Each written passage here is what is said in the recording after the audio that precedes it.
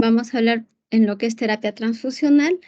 Primero vamos a definirla, ¿ya? Bueno, creo que la mayoría de ustedes me conocen, no me he presentado, disculpen, soy la doctora Carmen del Villar, soy hematóloga en el Hospital Almenara. Y bueno, les doy clases en el segmento de hematología y también la parte de hematoterapéutica, ¿no? Entonces vamos a hablar ahora de transfusiones sanguíneas porque es un tema con el que como médicos vamos a estar siempre en contacto, ¿no? Transfusiones sanguíneas lo indicamos todos los colegas, todos los médicos, más cuando estamos en emergencia y ustedes lo más próximo, pues cuando hagan internado y residencia, ¿no? Entonces, nos interesa ahora saber en qué momento transfundir, qué componente sanguíneo transfundir y cuánto de ese componente sanguíneo transfundir, ¿no? Para empezar, tenemos que decir y definir la transfusión sanguínea, ¿no? Como la transferencia de sangre o componentes sanguíneos de un sujeto al que vamos a llamar donante a otro que va a ser el receptor. Esto es como lo conceptualiza la OMS, la Organización Mundial de la Salud. La transfusión sanguínea puede salvar una vida siempre y cuando usemos los suministros adecuados, ¿no? Importante sería también saber o conocer o ser parte de un país que tenga cultura de donación, que eso no lo tenemos, ¿no? Porque si yo a ustedes les pregunto cuántos de ustedes van a donar sangre en el tiempo que se debe, por ejemplo, ¿no? Los chicos cada 3 meses, las chicas cada 4 meses, seguro que me alcanzan los dedos de la mano para poder decir cuántos hay, ¿no? Y así a nivel nacional, nuestro país no tiene la cultura de donación, tanto así que nuestros bancos sanguíneos van a funcionar solamente por las donaciones que llamamos por reposición. Y esto ustedes seguramente lo han visto cuando han tenido algún familiar hospitalizado y han tenido que requerir algún procedimiento quirúrgico, entonces les dicen, no, vamos a necesitar 2 paquetes globulares, ¿no? Entonces necesito tantos donantes, han de venir a donar. ¿Por qué? Porque no es que nuestro banco, como los bancos, ¿no? Porque el banco de sangre debería funcionar como los bancos de dinero. Yo voy, solicito y me dan. Aquí no es así, aquí es por reposición. Yo pido, pero tengo que devolver, ¿no? Entonces, ¿por qué es importante transfundir o para qué nosotros transfundimos componentes sanguíneos? Para restablecer la función de este componente que está faltando, ¿no? Restablecer la función, no la cantidad. Yo no transfundo paquete globular para tener una hemoglobina normal. Yo transfundo el paquete globular para componer o restablecer la función que cumple la hemoglobina en el cuerpo. ¿Cuál es la función que cumple la hemoglobina en el cuerpo? A ver quién me dice. Transmitir el oxígeno. Es ser fuente de oxígeno. Llevar oxígeno a todas las células del organismo, a todas, completamente a todas, ¿no? Y cuando no se cumple esa función es como si nosotros nos tapáramos la nariz, ¿no? A ver cuánto aguantamos. Pues nuestras células lo mismo. Entonces, la intención de una transfusión va a ser restablecer la función del componente faltante y no necesariamente su alteración cuantitativa, es decir, no la cantidad.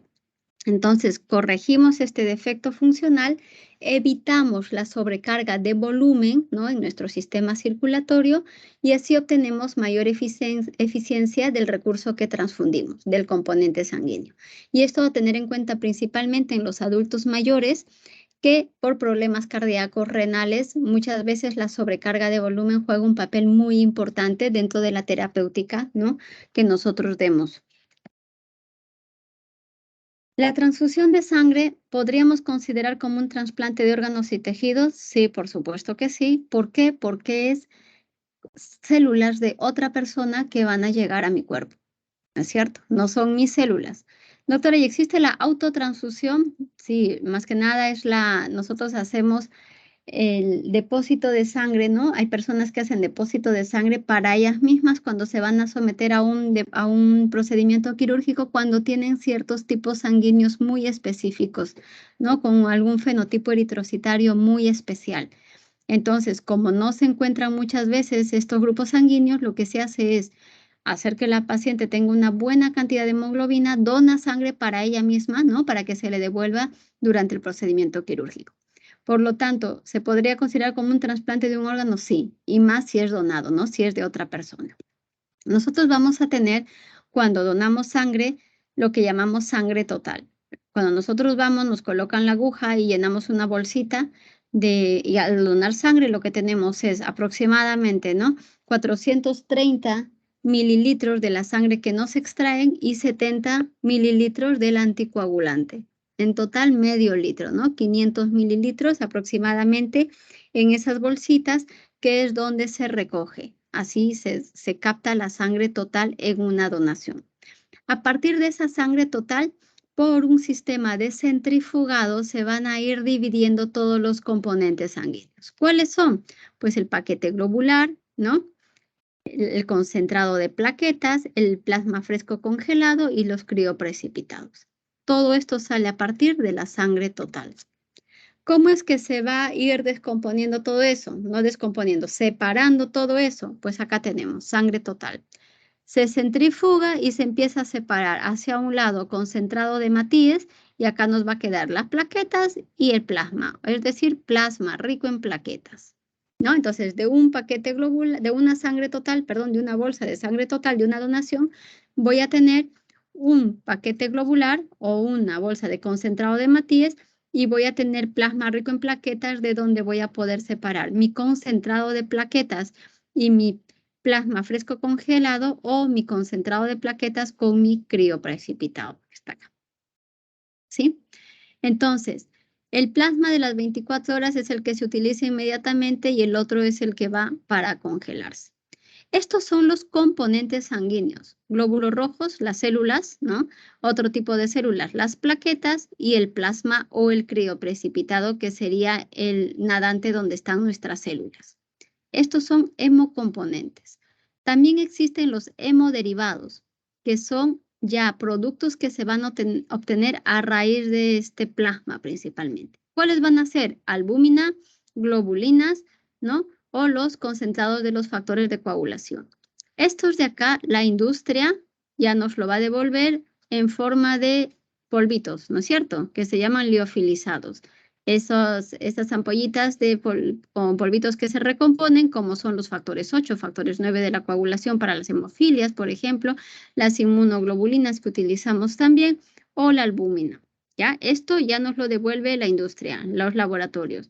Estos hemocomponentes son los que se van a trabajar en los bancos de sangre. Concentrado de Matías, plasma rico en plaquetas o concentrado de plaquetas, el plasma fresco congelado y los crioprecipitados, y acá los tenemos. Sangre completa, a partir de cual se van a poder obtener tanto hemocomponentes como hemoderivados. Esta es una frase, es una premisa que tienen que tener presente siempre. Toda transfusión que no esté indicada está contraindicada. Yo no puedo transfundir por transfundir, ¿no? Y menos nosotros en hematología no podemos estar transfundiendo por transfundir. Nuestros pacientes muchas veces necesitan muchísima terapia transfusional para soportar un tratamiento largo de quimioterapia de altas dosis, ¿no? Sin embargo, a pesar de que llego a niveles bastante bajos, especialmente hemoglobina y plaquetas, no puedo estar transfundiendo yo para corregir mi hemoglobina en niveles normales. Simplemente, como ya saben, restablecemos función.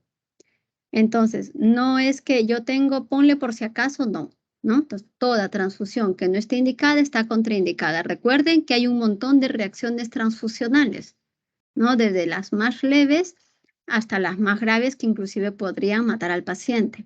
Recuerden que cuanto más transfundimos, de alguna manera sabemos que estamos poniendo sangre de otra persona, células de otra persona, por lo tanto mi sistema inmune va a reaccionar y voy a ir formando ciertos tipos de anticuerpos. Y si yo me transfundo muchas veces un hemocomponente, lo que va a pasar es que ya no me va a rendir, como quien dice. Transfundo y, por ejemplo, transfundo plaquetas, no me van a servir las plaquetas. ¿Que por qué no me sirven? Pues si estoy transfundiendo, ¿por qué no han subido? Porque con tantas transfusiones que he tenido, he podido hacer anticuerpos y cuando llegan las plaquetas, pues a muchas de ellas las destruyo.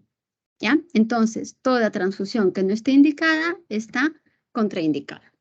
Ahora vamos a hablar por tipo de hemocomponente. Y acá tenemos de primero los paquetes globulares, ¿no? Que son los que utilizamos muchísimas veces. Y este paquete globular está formado por todo el concentrado de glóbulos rojos que resultan cuando retiramos todo el plasma de la sangre total. Y esto se hace, como hemos dicho, por centrifugación. Vamos a tener bolsas de volumen entre 200 y 250 mililitros, ¿no?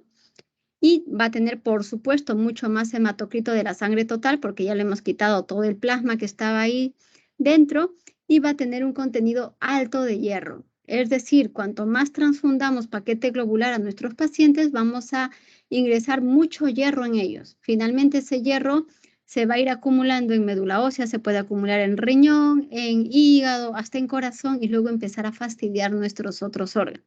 Por lo tanto, pacientes que son politransfundidos, terminamos haciendo quelación de este hierro, ¿no? Damos quelantes de hierro para poder eliminarlos. ¿Qué es lo que me interesa que ustedes recuerden siempre? ¿Cuánto me va a subir un concentrado de Mathieu o un paquete globular? ¿Cuánto me sube en cifra de hemoglobina? ¿No? Entonces, ¿para qué? Para poder calcular, ¿no? Así cuando llega un paciente con 5 de hemoglobina y aquí los doctores digan, necesita transfusión de paquete globular, nos dirán cuántos. Y no vamos a decir, bueno, ponle ya 3 o 4, pues no, 2 o no, para saber exactamente a cuánto queremos llegar. Y hemos dicho que nuestra meta no es la cifra, la cantidad de hemoglobina, sino restablecer la función, ¿no? Entonces, una unidad o un paquete globular en un adulto va a incrementar la hemoglobina de 1 a 1,5 puntos. Y el hematocrito diremos en 3 y podría ser hasta 4,5, ¿no? Entonces, por ejemplo, si yo tengo un paciente con una hemoglobina de 6 y yo transfundo un paquete globular, estaré incrementando mi hemoglobina entre 7 y 7,5, ¿no es cierto? Y si yo tengo un paciente que tiene 5 de hemoglobina y quiero llevarlo a 8, ¿cuántos paquetes globulares debo transfundir? De 2,5 a 3, doctora. Entre 2 a 3 más o menos, ¿no es cierto? Y todo siempre se puede hacer haciendo controles, ¿no es cierto? ¿Ya? Pero es más, ¿y cómo es que yo sé, doctora, pero y entonces no hay una cifra exacta? No, no hay cifra exacta, ¿no? Pero es entre 1 a 1,5, depende, esa sangre está más fresca, ha estado mucho más tiempo en banco, ¿no? Ustedes saben que congelado el paquete globular se puede almacenar por mucho tiempo. En los neonatos es distinto, solo para que tengan una idea, ¿no? Una unidad de un neonato va a incrementar la hemoglobina entre 3 a 4 gramos decilitro. Ahí es mucho más, ¿no? En cambio, en un adulto, 1 y esto a 1,5 gramos decilitro. ¿Ya?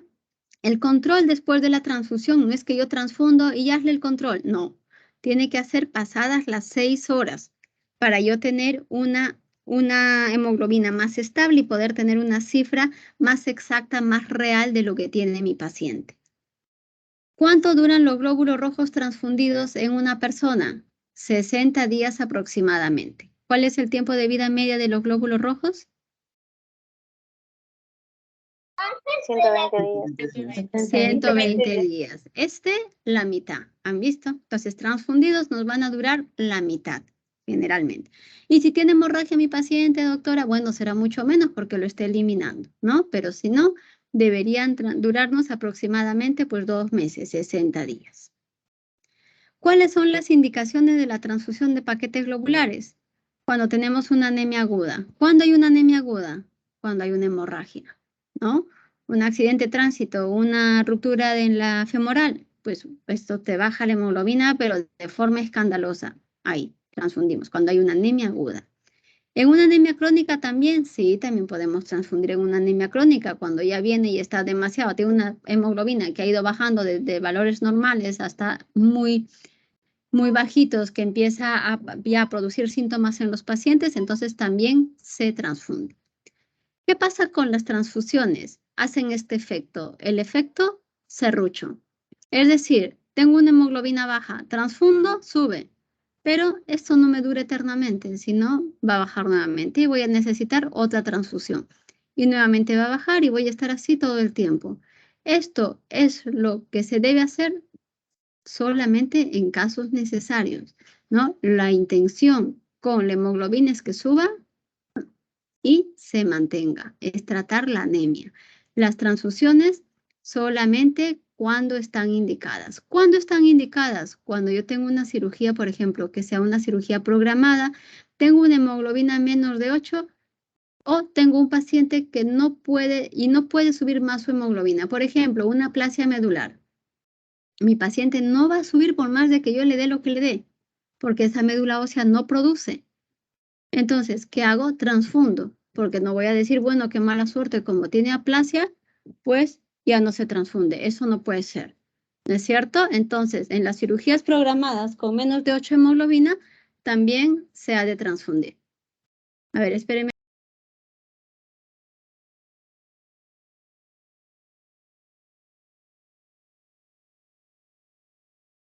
Ya, eso cuando son las cirugías programadas, ¿no? Y principalmente si mi paciente tiene alguna alteración en la que no puede subir por sí solo la hemoglobina. ¿Cuándo se transfunde sí o sí? Generalmente se transfunde en emergencia. Si la hemoglobina es menos de 7, ahí dice gramos por ciento, puede ser gramos decilitro, ¿no? Lo mismo. Si está entre 7 y 10, pero tiene otros factores, por ejemplo, una cardiopatía, y generalmente sobre 10, los pacientes no requieren transfusión. Es más, sobre 10 pueden entrar a cualquier cirugía, ¿no? Es la cifra que nos ponen generalmente los anestesiólogos. ¿Qué es lo importante? Hemos dicho del paquete globular, ¿para qué es importante la hemoglobina? Para mantener el aporte de oxígeno a todas las células del organismo. ¿Sí? Entonces, menos de 7, nadie nos va a decir por qué hemos transfundido. Podemos transfundir. Entre 7 y 10 hay que evaluar otros factores y más de 10 generalmente no requiere transfundir. ¿Cuánto me sube un paquete globular? Entre 1 a 1,5, ¿no? Esto en cuanto son los paquetes globulares. Recordar que cada bolsa, cada una de estas, contiene 200 a 250. Entonces, si yo voy a colocar 2 paquetes globulares a un ancianito, he de poner algún diurético en medio, ¿no es cierto? Para evitar la sobrecarga de volumen. ¿Sí? Con el concentrado de plaquetas es distinto, ¿no? Las plaquetas, mientras el paquete globular se puede y se guarda congelado, ¿no? Estas plaquetas siempre han de estar a temperatura de ambiente y en agitación constante. Las plaquetas, recuerden, cómo actúan las plaquetas en el cuerpo, qué hacen en el cuerpo, en qué trabajan, cuál es su función. En la coagulación, doctora. En la coagulación, ¿no? Porque tienen esa función de agregación y adhesión plaquetaria, ¿no? Cuando hay alguna herida, una lesión por ahí, lo que hacen es se adhieren, se juntan, se agregan, hacen el coágulo, ¿no? Junto con los factores de coagulación, empiezan a formar el coágulo. Entonces, estas plaquetas, por esa función de agregación y adhesión, siempre las tenemos que tener en constante movimiento. ¿Cómo se guardan? Se guardan en unos aparatos que mantienen esta temperatura ambiente y que están moviéndose para adelante, para atrás o de un lado a otro todo el tiempo. ¿Ya? Tienen una duración máxima de 5 días. Ustedes van a ver que cuando van a los bancos de sangre, muchos de ellos ponen duración de 48 horas. Cuentan el día que le están sacando, que extraen las plaquetas y 2 días más, ¿no? Máximo te puede durar 5 días. Después el rendimiento ya no es igual. ¿Por qué? Porque empiezan a adherirse, a agregarse, ¿no? Y ya no nos sirven para cumplir función de coagulación cuando ingresan así al organismo. ¿Cuál es la dosis que se tiene? ¿Cuánto se tiene que poner de plaquetas en una persona adulta? De 5 a 7 unidades. Recordemos que cuando nosotros donamos sangre total, una bolsa de sangre, nosotros hemos separado nuestro concentrado de hematíes y acá nos ha quedado plasma y plaquetas. Y luego he separado las plaquetas y de otro lado me ha quedado el plasma, ¿no? Este es el fresquito y este es el que va a congelarse. Estas plaquetas tienen un volumen bien bajito.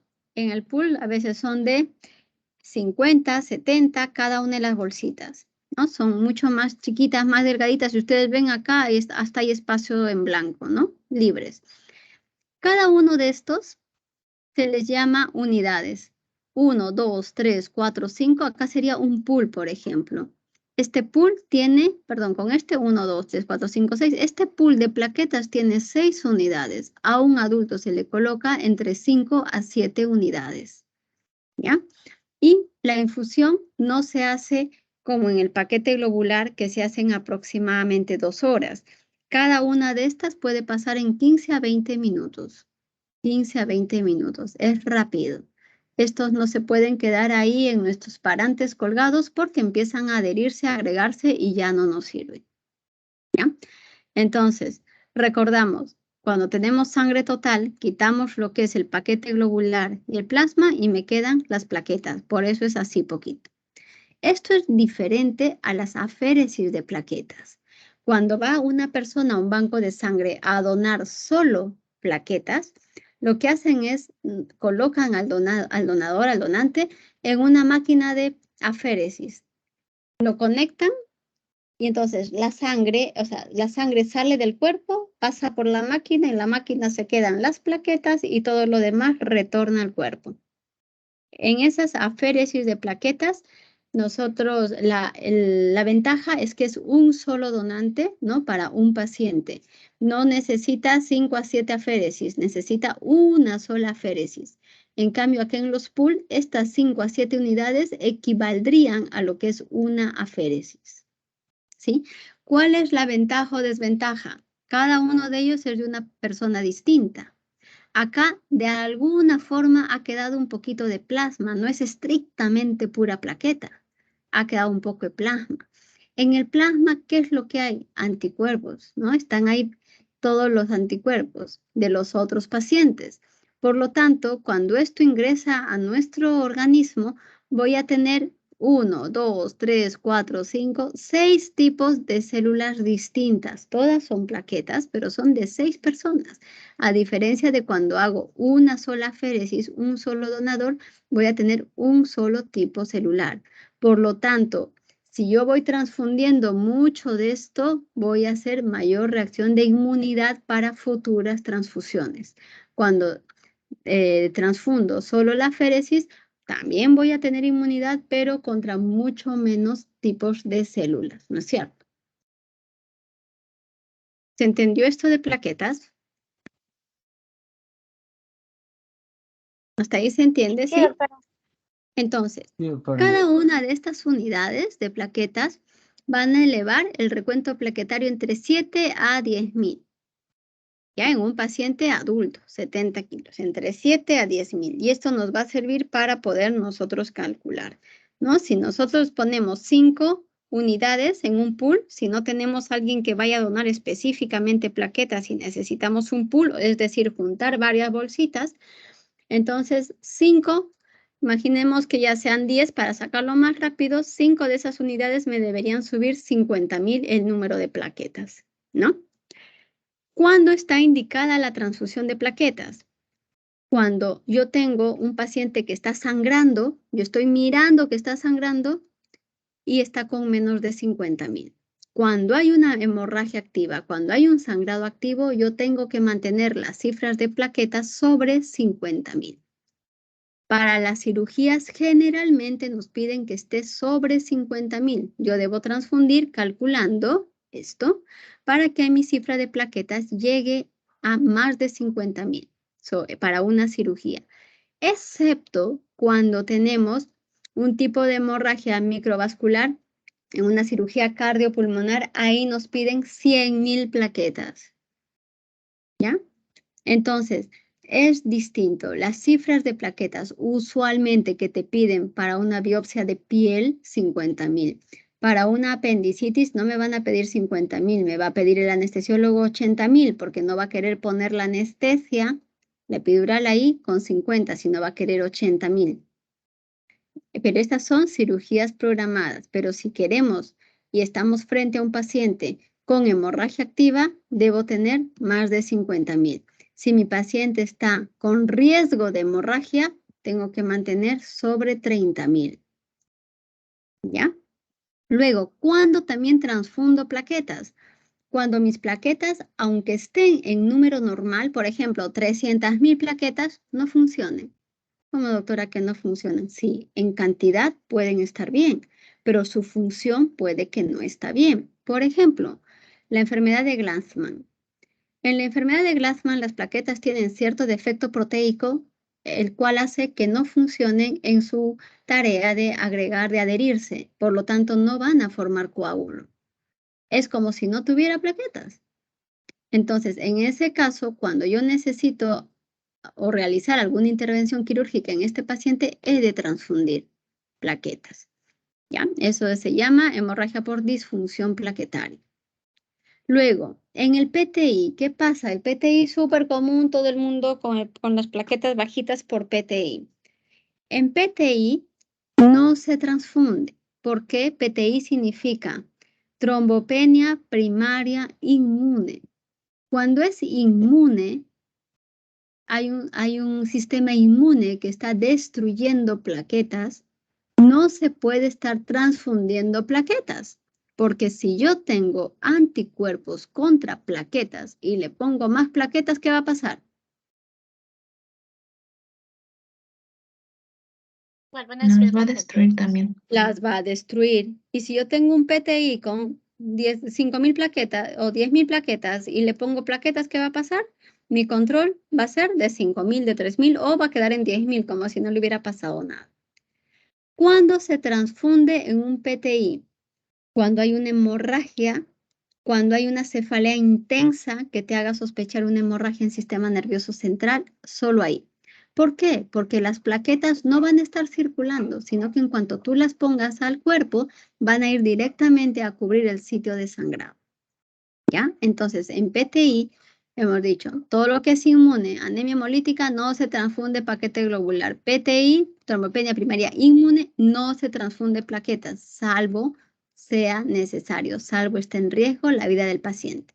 Y eso es sangrado activo, ¿no? Y cefalea intensa, porque el sangrado en sistema nervioso central, pues no es que se vea, ¿no? Pero por la sintomatología y la principal cefalea intensa, sí está indicado transfusión de plaquetas. Eso cuando es tratamiento, ¿no? Y se le llama transfusión terapéutica. ¿Cuándo se hace una transfusión profiláctica? Es decir, para prevenir sangrados.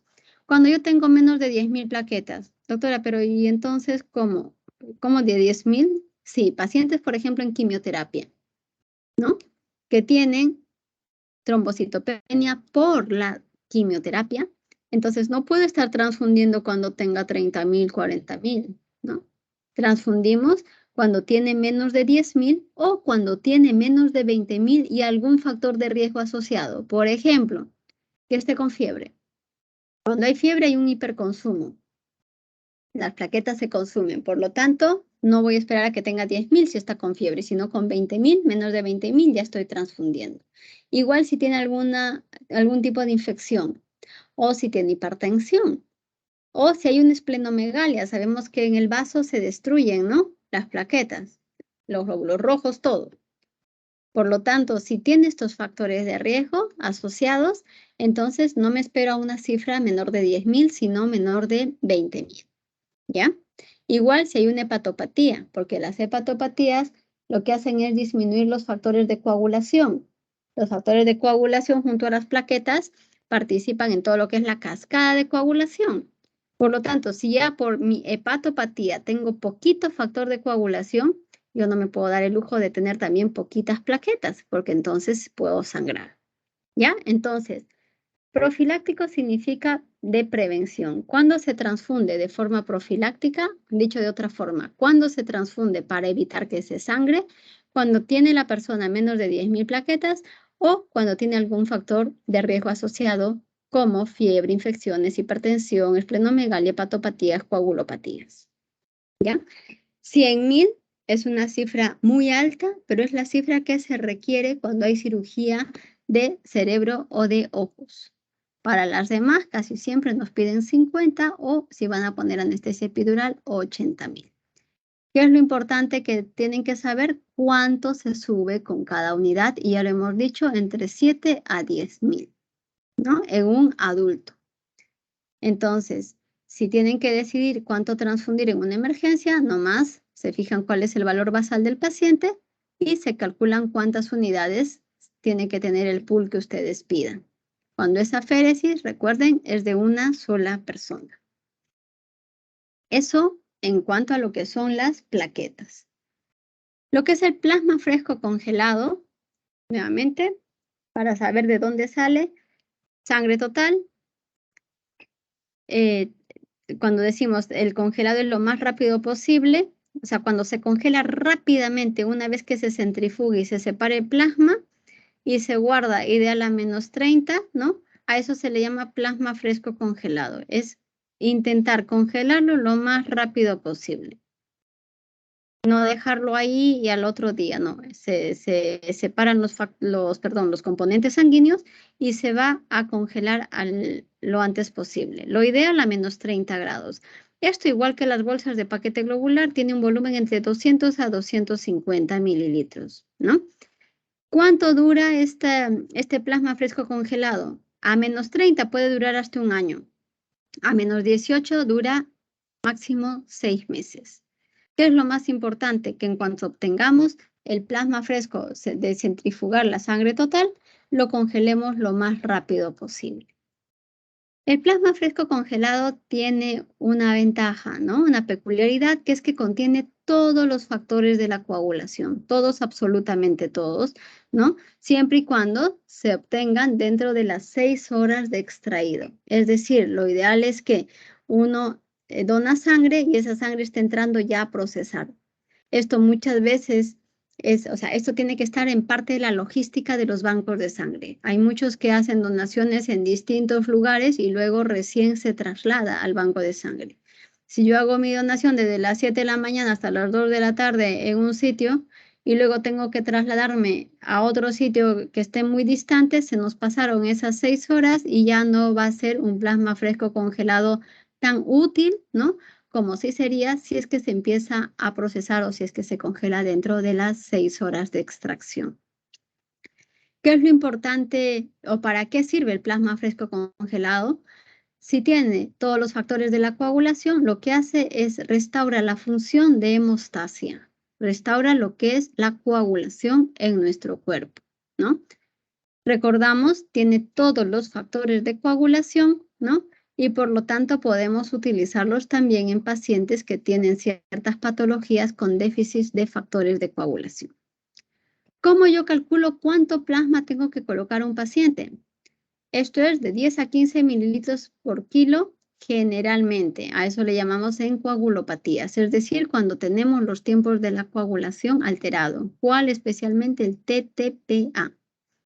Tiempo parcial de tromboplastina activada. Cuando el TTPA está prolongado, nosotros debemos transfundir plasma fresco congelado. Lo usual es que si mi paciente pesa 70, le pongamos 700. Casi siempre calculamos 10 mililitros kilo. ¿Cuál es la indicación? De 10 a 15 mililitros kilo cuando hay alteración de los tiempos de coagulación, que significa cuando hay coagulopatía. Y cuando hay una hemorragia aguda, duplico de 15 a 30 mililitros por kilo en estos casos. ¿Qué más? No podemos estar transfundiendo muchísima cantidad de plasma, ¿no? En las coagulopatías, por ejemplo, a nivel hematológico, a veces nosotros tenemos diagnósticos de leucemias promielocíticas agudas, en los que tenemos el TTPA prolongado. Ustedes saben que esas leucemias dan mucha coagulopatía. Entonces empezamos a transfundir plasma fresco congelado. Les doy esto de ejemplo porque requiere transfusiones frecuentes.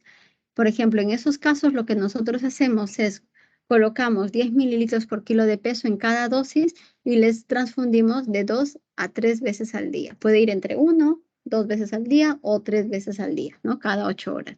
Si yo pongo 10, estoy máximo dando un volumen de 30 mililitros por kilo al día.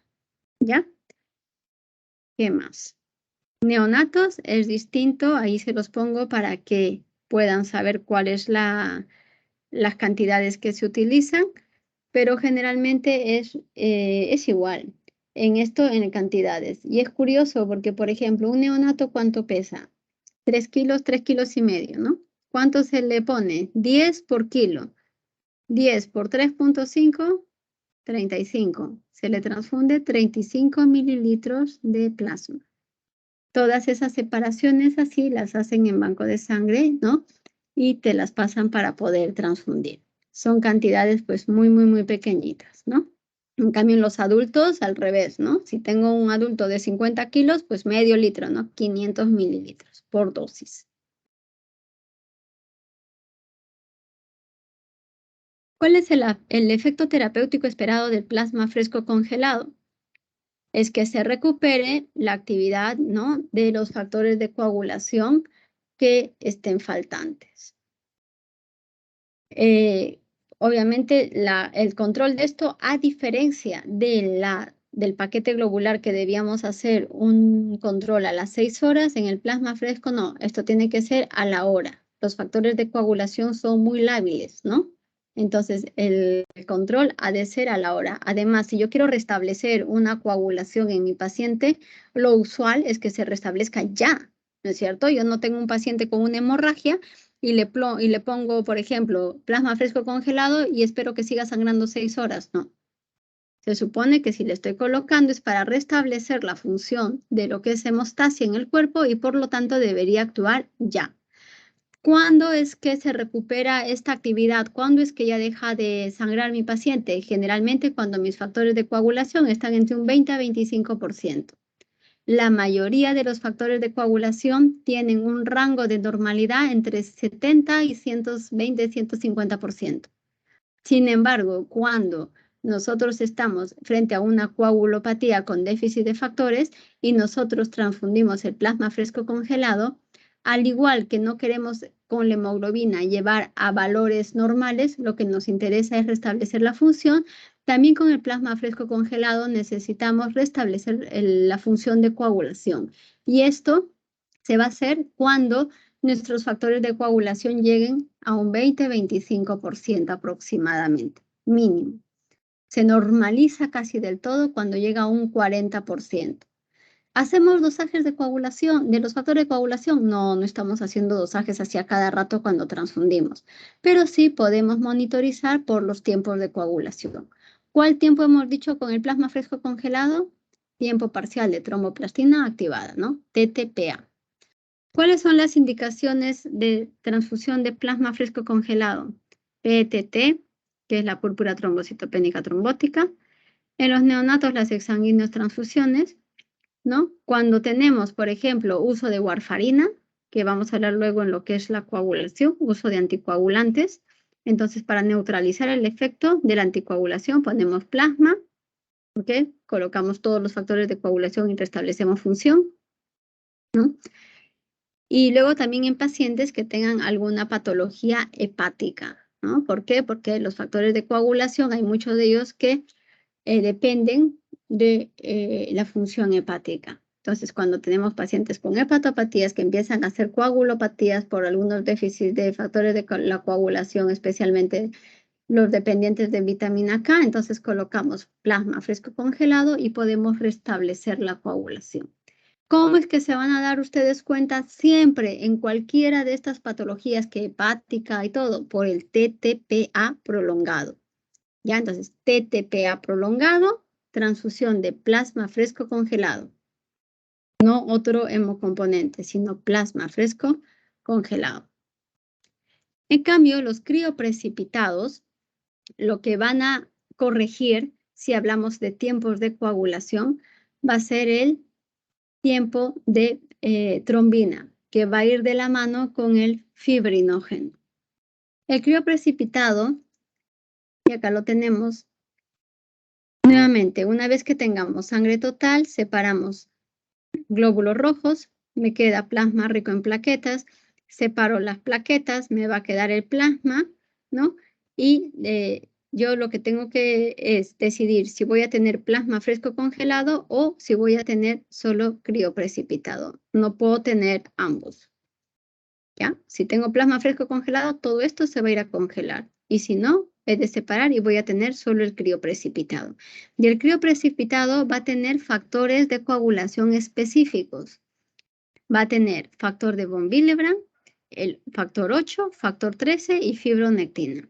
Estos son los componentes que en mayor cantidad va a tener el crioprecipitado. Acá me estoy olvidando de uno, que es el factor 1, que es el fibrinógeno. Entonces, ¿cuándo yo voy a utilizar el crioprecipitado? Si yo tengo una hemofilia A, déficit del 8, podría usar crioprecipitado si no tengo factor 8 liofilizado. Ahora la industria hace factores de coagulación.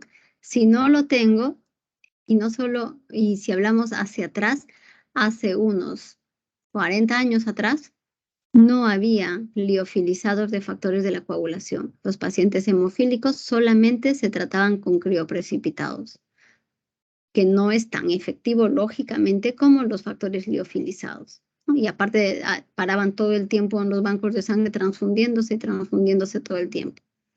Bueno, los crioprecipitados entonces nos van a servir para pacientes con hemofilia, especialmente hemofilia leve, ¿no? Para las severas es casi no restablece, no se debe restablecer nada. Pacientes que tienen prolongado el TT, tiempo de trombina, que significa que el fibrinógeno está bajo, porque fibrinógeno sí tiene bastante, ¿no? También si es que nos hace falta o hay déficit de factor de von Willebrand o déficit del factor 13. El crioprecipitado viene muy poquito volumen, viene de 15 a 20 centímetros cúbicos. ¿Y cuál es la cantidad que se coloca? Se pone una unidad por cada 10 kilos de peso, ¿ya? Una unidad por cada 10 kilos de peso. Y esta es la dosis en el adulto, una unidad por cada 10 kilos de peso. Hemos dicho que el crioprecipitado tiene bastante fibrinógeno, por lo tanto nos sirve en caso de hipofibrinogénemia, que es una patología que no es total, que está súper subregistrada, no es que se estudia cada rato, pero cuando los hay, ¿ya? Luego, recordar que lo importante es restablecer la función del factor faltante. Y eso hemos dicho que mínimo se hace consiguiendo que suba un 20-25%. ¿Hacemos dosajes? No hacemos dosajes. ¿Llevamos a valor normal que esté entre 70 y 150%? No, no llevamos a valor normal. Simplemente vemos que la coagulación se restablezca. Y esto, si pudiéramos dosarlo, sería cuando nuestros factores de coagulación llegan a un 20-25%. ¿Ya? Entonces, no olvidar que el crioprecipitado lo podemos usar en hemofilias A, en hipofibrinogénemias, en enfermedad de von Willebrand también. ¿Ya? Entonces, acá lo tenemos cuando el fibrinógeno está bajo, cuando tenemos enfermedad de von Willebrand, cuando tenemos pacientes con hemofilia A, ¿no? Otra alteración del fibrinógeno, que son las disfibrinogénemias, cuando hay déficit del 13, o también los cardiovasculares lo usan mucho para corregir la hemostasia después de hacer una fibrinolisis, es decir, después de extraer un coágulo, ¿no? Cuando vienen pacientes con trombosis. ¿Qué me interesa que sepan del crioprecipitado? Que nos va a servir muchísimo cuando nosotros tengamos el tiempo de trombina alargado, porque el tiempo de trombina va con un déficit de fibrinógeno. ¿Cuáles son las otras patologías que tenemos que tener en cuenta para el crioprecipitado? Enfermedad de von Willebrand, hemofilia A y déficit de factor 13 de la coagulación. Para eso también. Este es un cuadrito que está en todos los bancos de sangre, es un cuadrito que lo pueden sacar ustedes de internet fácilmente y es para saber, ¿no? ¿Cuál es la compatibilidad entre el donante y el receptor en cada tipo de componente que se vaya a transfundir? Tanto paquetes globulares, concentrado de plaquetas y plasma fresco congelado, ¿no? Si yo tengo un paciente que es grupo O, tiene que recibir paquete globular O. Si tiene, sí, y así cada uno de ellos, ¿no? Entonces, esto es bien importante, la compatibilidad de los hemocomponentes es bien importante en lo que es terapia transfusional ¿Por qué? Porque hemos dicho en una de las primeras diapositivas que la transfusión es como un trasplante, ¿no? Es colocar células de otra persona. Por lo tanto, la compatibilidad tendría que ser pues al 100% para que no haya ningún tipo de reacción.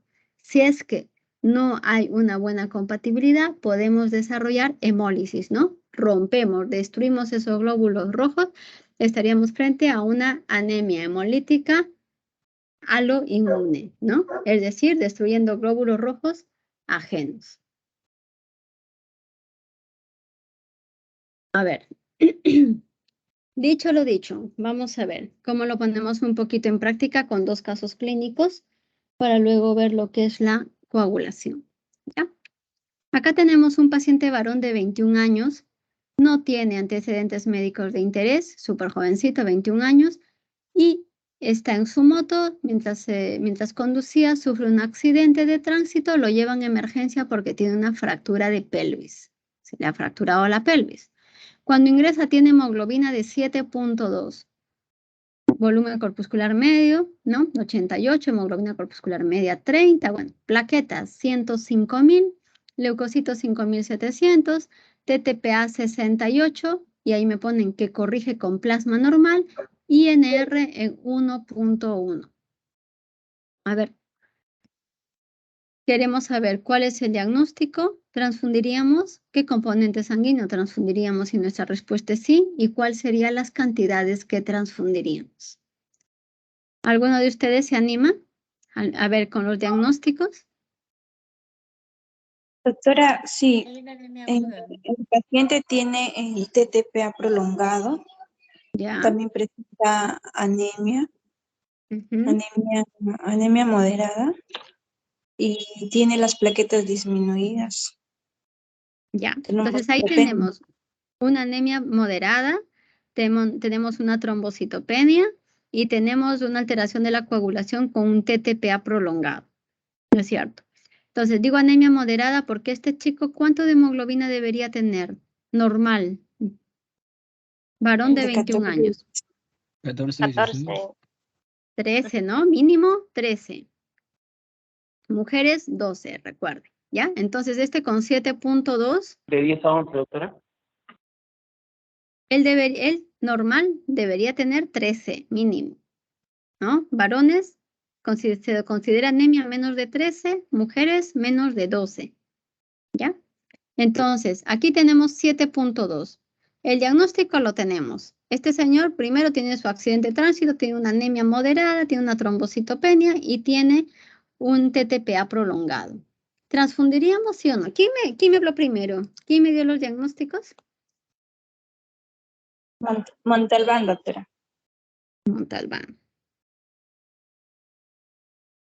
¿Transfundiríamos sí o no? Sí, doctora. ¿Qué Plasma Sí, se fresco. transfundiríamos? transfundiría. Y a ver, primera cosa, ¿qué transfundiríamos? ¿Quién se anima? Paquetes globulares. Ya, paquete globular. Que el que me dijo paquete globular, ¿cómo te llamas? Fuente Choquimango, Richard. Richard. Paquete globular. ¿Cuántos paquetes globulares le transfundirías? 1, 2, 3, 4, 5. ¿Cuántos le transfundirías? Podría ser 2 paquetes globulares. 2 paquetes globulares intentando llevarlo a cuánto más o menos. ¿A cuánto estás pensando? A ver, a 9 más o menos. Más de 9. Más de 9, ¿no? Si tenemos suerte podemos llegar a 10 con esos 2 paquetes globulares y si no nos quedamos en 9. Bueno, ya está bien. Y pensando que lo quiero meter a una cirugía porque tiene esta fractura de pelvis, ¿a cuánto debería llegar mi hemoglobina aprox para una cirugía programada? O bueno, esta de urgencia. Si mi anestesiólogo me dice, ¿quieres meterlo a quirófano? Muy bien, necesitas 10 de hemoglobina mínimo. ¿Cuántos paquetes globulares le coloco? Richard. Si sería para 10, 3.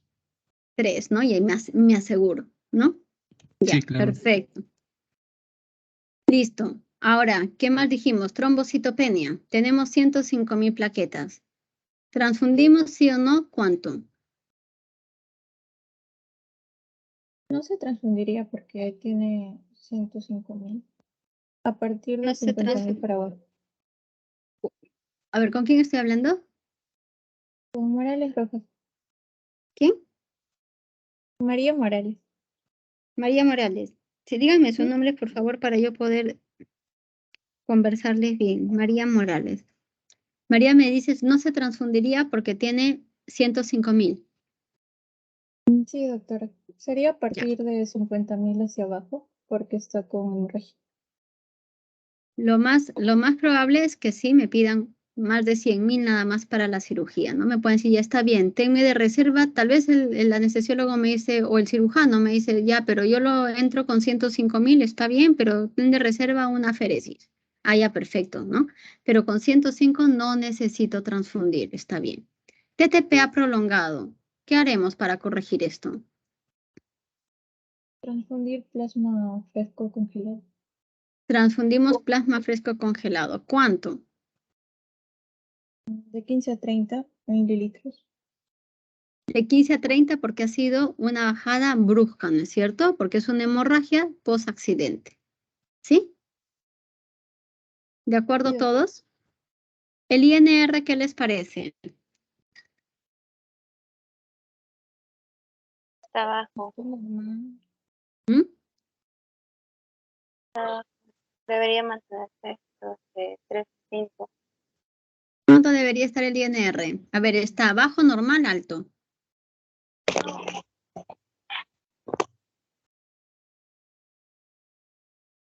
Chicos, ¿el INR está normal, bajo, alto? Está normal. Normal. Entonces ahí ya lo dejo. Muy bien. 1. Siguiente caso. A ver, seguimos. Acá tenemos una paciente que es una mujer de 68 años que aparentemente no tiene ningún factor de riesgo cardiovascular. Sin embargo, ingresa en unidad coronaria del hospital por un cuadro agudo de cardiopatía isquémica. Le hacen un hemograma en la analítica, ¿no? Ven una hemoglobina de 8. Ella no sabía que tenía hemoglobina de 8. ¿Ya? En este caso, ¿cuál es la actitud más adecuada con respecto a la anemia? Estamos con una anemia leve, moderada o severa. Moderada, doctora. Moderada. Moderada, doctora. A ver, ¿qué haremos? Optamos por una actitud expectante, ¿no? Porque solo se debe transfundir una anemia sintomática. Transfundimos concentrado de Matías, transfundimos sangre total, ponemos tratamiento con eritropoyetinas o le colocamos hierro intravenoso. ¿Qué opinan? Dan su nombre y me dicen qué opinan. A ver. No me tienen, o sea, no tiene que estar bien. La idea es discutir y todos nos ponemos de acuerdo y sabemos por qué, ¿no? Y sin miedo pueden decir lo que piensen. Doctora, un paciente con comorbilidad tiene que tener una hemoglobina por lo menos de 9 gramos. Entonces, para mí se debería transfundir un paquete globular. Uno, ¿no? Para que pueda llegar a 9, aunque sea. Ya, entonces sería transfundir un paquete globular. ¿Cuál es su comorbilidad? La cardiopatía isquémica. La cardiopatía isquémica. Ya. ¿Qué dicen sus compañeros?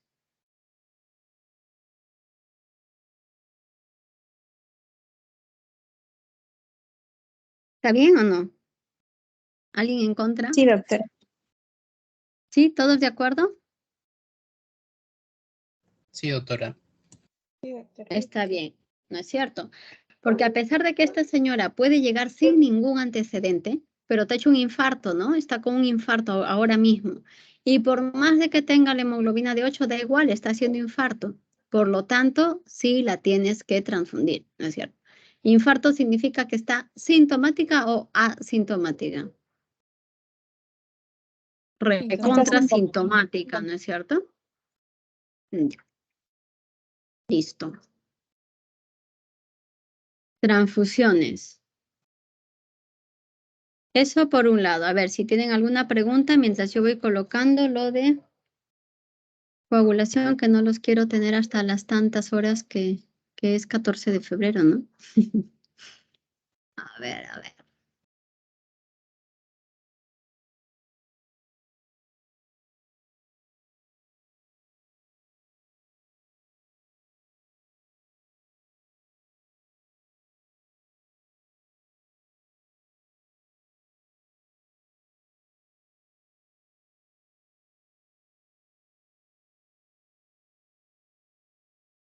Ya, anticoagulación.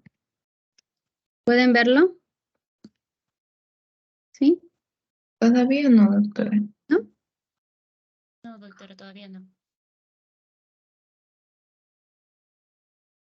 Ahora sí. ¿Sí? Ya. Comenzamos. Anticoagulación. ¿Estamos todos? Por favor,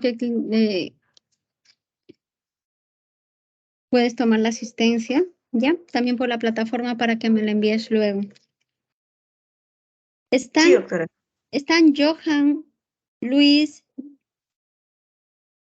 Ay, no, ¿quién es? Perdón, espérense, es que ya la primera clase ya la tengo, pero esta segunda, vamos a ver si es que en la segunda parte alguien está entrando. Me faltaba, Paola González ¿está? Paola González. No. Jason Guaita. Jason. Kaylee Cajun. Presente, doctora.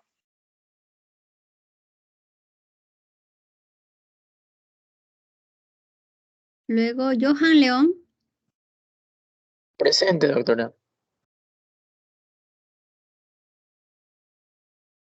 Luis Liviak.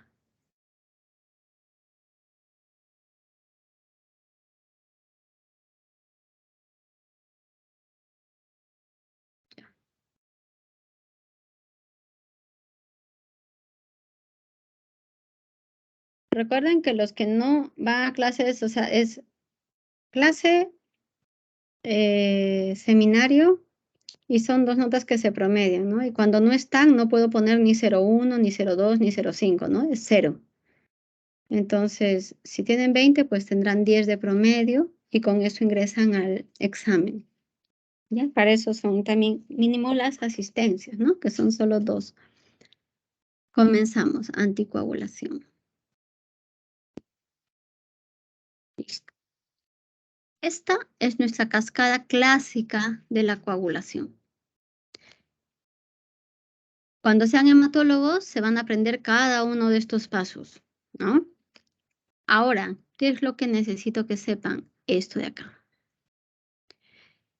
En la sangre, lo que tiene que haber es un equilibrio perfecto, ¿no? Entre lo que son nuestros factores de coagulación y nuestros factores de anticoagulación, le diremos así. Porque si uno de ellos pesa más, por ejemplo, factores de coagulación, nuestra sangre sería una gelatina y no se movería. Y si pesaran más nuestros anticoagulantes naturales, estaríamos sangrando todo el rato, ¿no? Y no podríamos vivir así. Entonces, ha de haber un equilibrio perfecto entre lo que son nuestros factores de coagulación y nuestros anticoagulantes naturales. Los factores de coagulación no son números. Factor 1, 2, 3, 4, 5, 6, todos los factores hasta el 13. Nuestros anticoagulantes naturales están acá. Proteína C, proteína S, antitrombina. ¿Dónde está mi plasminógeno? No está por acá. Pero bueno, antitrombina, proteína C, proteína S. ¿Ya? Entonces, ha de haber un equilibrio entre factores de coagulación y anticoagulación para que mi sangre fluya tranquilamente. Si hay algún tipo de lesión, empiecen a actuar mis factores de coagulación y eso se restaure. Para hablar de lo que es la terapia de anticoagulación, tenemos que hablar de lo que es la trombosis venosa profunda, ¿no? Y esta se va a explicar por lo que conocemos como triada de Virchow, que lo que tiene es tres elementos principales, ¿no? Triada: daño endotelial, hipercoagulabilidad y éstasis venosa. Es decir, daño en el endotelio, se acumulan acá las plaquetas con lo que es factores de coagulación, fibrina, se hace un tremendo coágulo y lo que hace es obstruir el flujo venoso y por lo tanto se empieza a inflamar, aumento de volumen, éstasis venosa y aumento de volumen en toda la extremidad donde esto se desarrolle. Clínicamente, ¿qué vamos a tener? aumento de volumen, dolor y muchas veces disminución, depende de dónde, a qué nivel esté la trombosis, disminución del rango articular por ese aumento de volumen. ¿Cuál es el tratamiento para este coágulo que se forma acá, para este trombo que está acá? Anticoagulantes. ¿Para qué? Para intentar destruirlos y que se restablezca este flujo sanguíneo. La duración de este tratamiento ha de ser de 3 a 6 meses. Generalmente son 3 meses, se hace una ecografía Doppler, se ve si todo esto ya se recanalizó, si ya está todo bien el flujo sanguíneo y se podría suspender, ¿no? Salvo tenga factores de riesgo que lo condicionen a hacer nuevos eventos de trombosis venosa profunda. Por ejemplo, que tenga un trastorno de la coagulación hereditario. Por ejemplo, la mutación del factor 5 de Leiden, ¿no? Son todo lo que llamamos nosotros trombofilia. O sea, algún defecto en la coagulación que lo que haga es coagular la sangre. Si yo tengo una cirugía que me mantiene postrado, el embarazo también es un estado protrombótico, así como las píldoras anticonceptivas. Los anticonceptivos orales también son productores de estados protrombóticos, como las terapias de reemplazo hormonal. El sobrepeso y obesidad también. El fumar es un factor de riesgo para trombosis venosa profunda. El cáncer muchas veces se diagnostica primero una trombosis y luego, casualidad, ¿qué pasó? Cáncer, ¿no? A veces de forma incidental nos va dando avisos de que puede haber un cáncer por ahí, factor de riesgo. También la insuficiencia cardíaca es un factor de riesgo para hacer una trombosis venosa profunda, así como la enfermedad intestinal inflamatoria, la de Crohn, la colitis ulcerosa, si hay antecedentes personales de ya haber hecho una trombosis venosa o un TEP, una embolia pulmonar, o el sedentarismo, permanecer sentado durante periodos prolongados, por ejemplo, viajes, ¿no? Entonces, todos estos son factores de riesgo para la trombosis venosa profunda. ¿Qué se hace cuando hay una trombosis? Pues se anticoagula. Y para anticoagular yo necesito elegir un anticoagulante. ¿Y cuáles son los anticoagulantes que tenemos? Pues pinchados, las heparinas. Las heparinas no fraccionadas, ejemplo, heparina sódica, y las de bajo peso molecular, ejemplo, enoxaparina. Estas son las que pinchamos. Acá está la sódica, acá está la enoxaparina. Y también tenemos los anticoagulantes orales. Los que usamos acá generalmente es la warfarina, que es un antagonista de vitamina K, ¿no?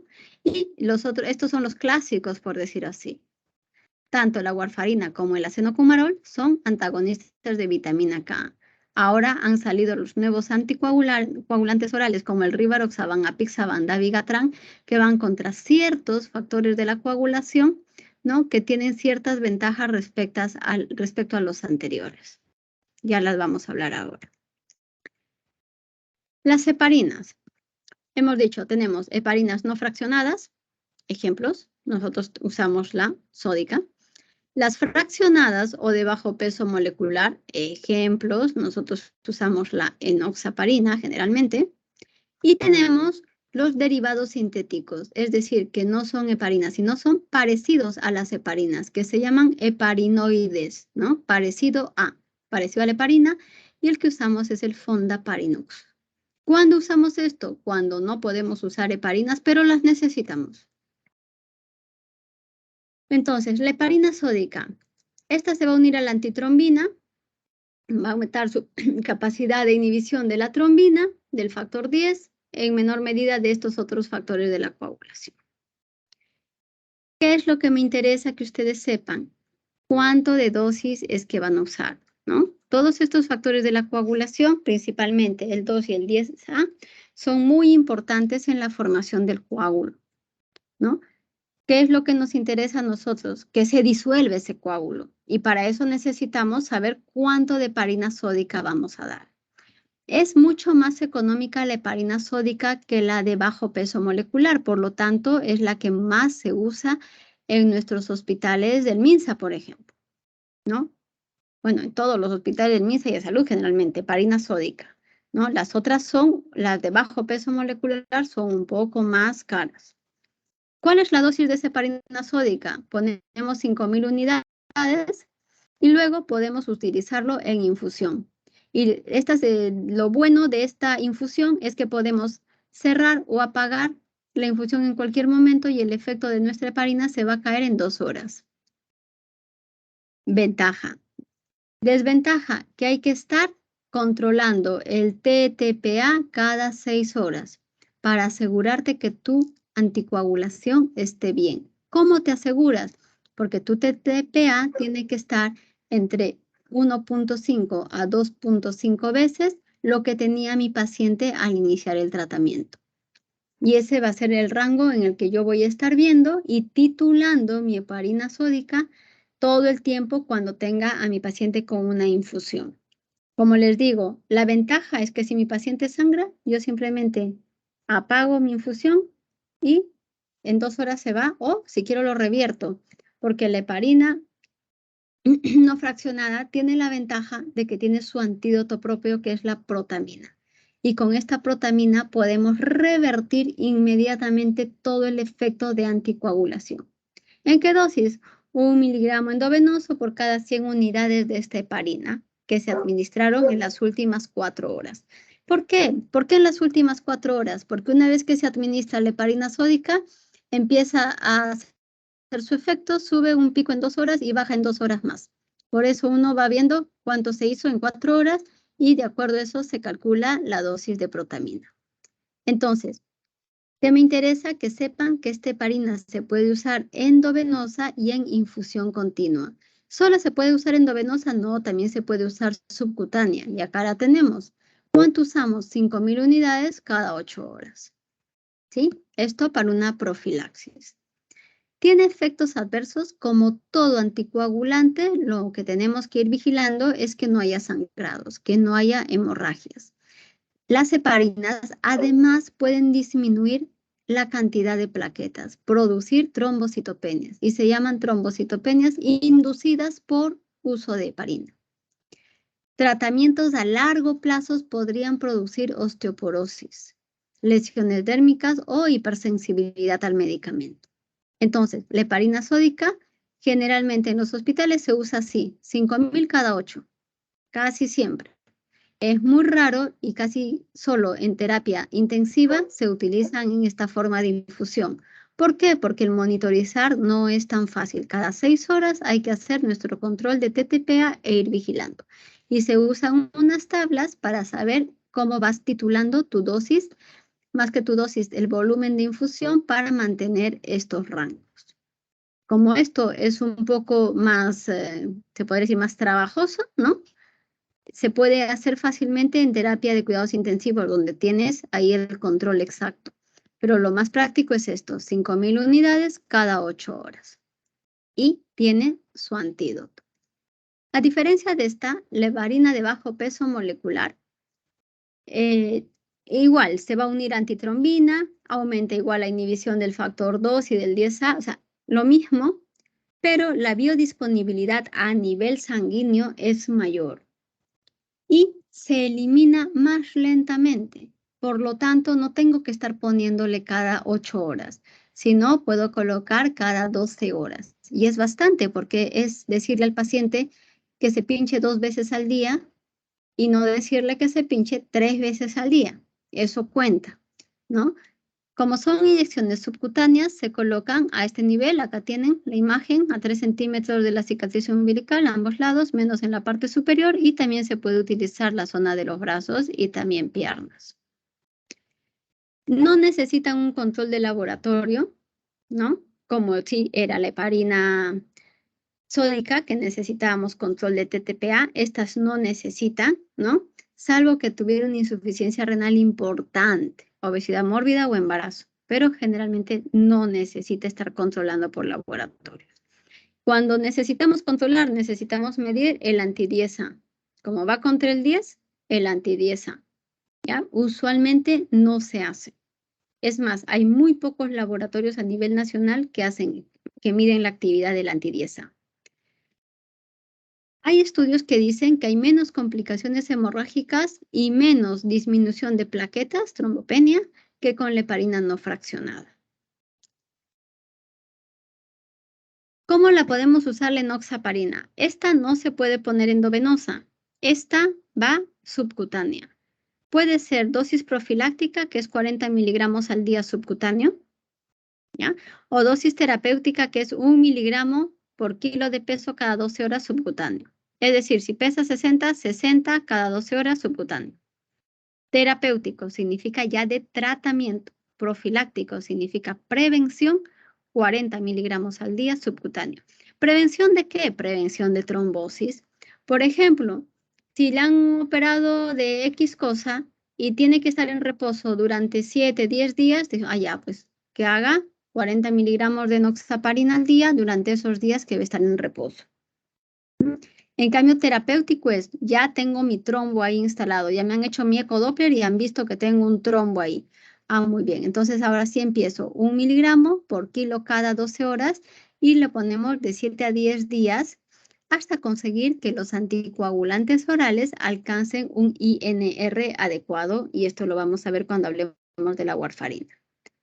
Entonces, cuando empezamos a tratar la trombosis venosa profunda, empezamos con las heparinas, con esta enoxaparina, a esta dosis, 1 miligramo por kilo cada 12 horas, ¿no? Y lo ideal es que sea de 7 a 10 días, muchas veces solamente es hasta conseguir que los anticoagulantes orales alcancen un INR adecuado.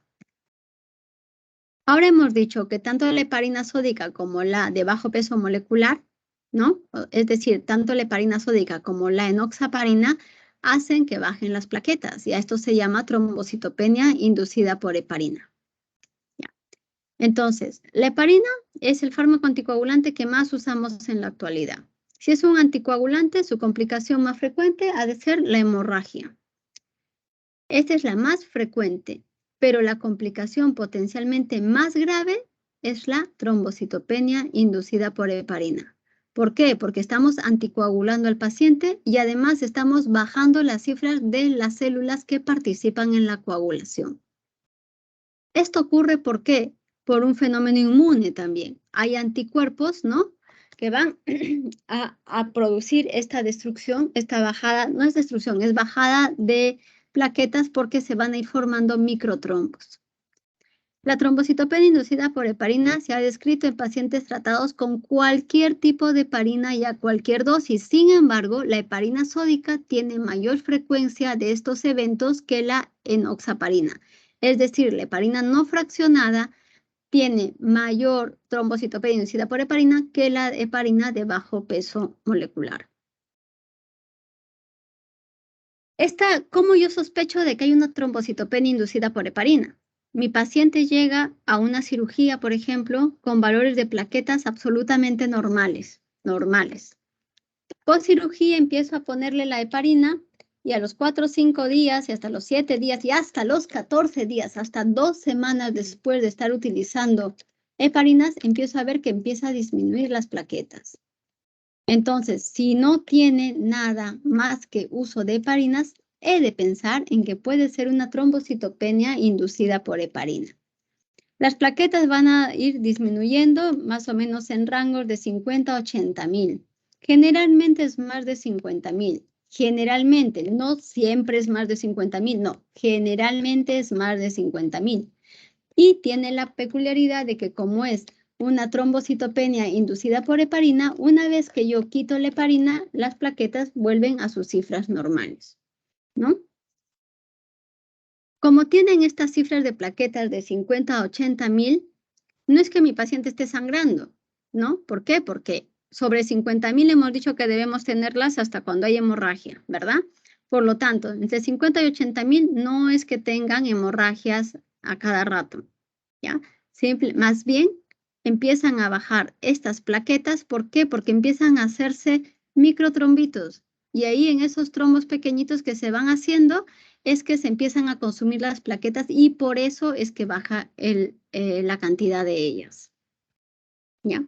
Entonces, hay varios scores. Acá hay un score para ver, ¿no?, cómo es la producción de estas. ¿Y cuántos tienen a cuántos de estos pacientes que tengan cifras de plaquetas bajas puedo yo decir? Es muy probable que sea por la exposición a las heparinas, ¿no? O tal vez no es por exposición a heparinas. Acá tenemos estas escalas. Una vez que yo diagnostico y digo sí es una trombocitopenia inducida por heparina y yo necesito seguir tratando a mi paciente, ¿no? Seguir dándole la anticoagulación, ¿qué es lo que tengo que usar? Pues un fármaco que se parezca a la heparina, aunque no sea heparina. Y ese es el heparinoide y hemos dicho usamos el Fondaparinux, que también es subcutáneo, ¿no? Y no tiene que estar monitorizándose con nada, ¿ya? Entonces, recordar que el uso de heparinas también me puede disminuir la cantidad de plaquetas. No están sangrando mis pacientes. ¿Por qué? Porque la cantidad de bajada o la bajada de plaquetas no es tan extrema, ¿no? Pero, y que tiene la ventaja de que suspendo heparinas y empiezan a subir solitas. Y como tengo que seguir tratando, ya no trato con heparinas, sino con heparinoide, con algo parecido a la heparina, en nuestro ejemplo, Fondaparinux. Esas son las heparinas. Al otro lado tenemos los anticoagulantes orales, porque no vamos a pinchar a un paciente 2 veces al día durante 3 a 6 meses, ¿no? Necesitamos algo que sea un poco más amigable. Y para esto tenemos los anticoagulantes orales clásicos, que son la warfarina y el acenocumarol, que son dependientes de vitamina K. Por lo tanto, van a anular a los factores dependientes de vitamina K. ¿Cuáles son ellos? El factor 2, 7, 9 y 10, ¿no? Entonces, van a ir contra estos factores de la coagulación. Tiene una peculiaridad la warfarina. No es que yo tomo mi primera pastillita de warfarina y ya estoy anticoagulada, no. Llegan a tener niveles en sangre a partir del tercer día de tratamiento, entre tercer y cuarto día de iniciado el tratamiento. Y tengo que ir monitorizando para ver si esos niveles en sangre están bien. ¿Cómo monitorizo? Con una prueba, un índice que se llama INR, que es un índice internacional. Es decir, mi resultado de INR lo puedo evaluar acá y en la China también, aunque no sepan absolutamente nada de español, ven INR igual tanto y podrán saber si mi paciente está anticoagulado o no. ¿Ya? Entonces, la warfarina y el acenocumarol son dependientes de vitamina K y requieren un control. ¿Con qué? Con el INR. No tienen un efecto inmediato y llegan a los valores en sangre, a niveles en sangre, entre el tercer y cuarto día de iniciado de tratamiento. Entonces, ¿cómo yo me aseguro que esté bien mi paciente anticoagulado? Con el INR. Con este mismo INR me aseguro de que no vaya a sangrar, ¿no? Porque si yo tengo un rango, tiene un rango de seguridad. Si me sobrepasa ese rango, está muy anticoagulado, puede sangrar. Si está debajo de ese rango, no está anticoagulado. Por lo tanto, ese trombo no lo estoy tratando como se debe. ¿Cuál es una de las desventajas que tiene la warfarina? De que tiene muchas interacciones con muchos medicamentos. Y no solo con medicamentos, sino también con las comidas. Y dentro de las comidas, todo lo que sean vegetales verdes. ¿Por qué? Porque dentro de las ventajas que tiene la warfarina es que tiene un antídoto, que es la vitamina K.